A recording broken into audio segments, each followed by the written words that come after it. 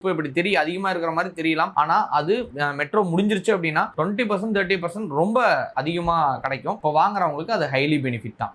So அடுத்தது வந்து airport and Kilambakkam corridor. இது வந்து உங்களுக்கு எல்லாத்துக்கும் தெரியும். கிளாம்பாக்கம் பஸ் ஸ்டாண்ட் வந்ததுக்கு அப்புறமே பெரிய லெவல் மாற்றம் வந்தது. சும்மா இருந்த ஏரியா தான் அதெல்லாம். அதில் ஒரு பெரிய மாற்றம் இருந்தது அப்படின்னு தெரியும். ஏர்போர்ட் தாண்டினா யாரும் இடம் வாங்க மாட்டேன், ரொம்ப சிட்டி லிமிட் தாண்டி போகுது அப்படிங்கிறதெல்லாம் இன்னைக்கு கிடையாது. இன்னைக்கு தாம்பரமே இன்னர் சிட்டி அப்படிங்கிற லெவலில் இருக்கிறதுனால ஸோ ஒரு பெரிய வேல்யூ வந்து அந்த இடத்துல இருக்கும். அது லேண்டா இருக்கட்டும், இல்லை பில்டிங்கா இருக்கட்டும், இல்லை ஃபிளாட்ஸா இருக்கட்டும், பிளாட்ஸா இருக்கட்டும், எது வாங்கினாலும் அங்கே அப்ரிசியேஷன் கேரண்டி.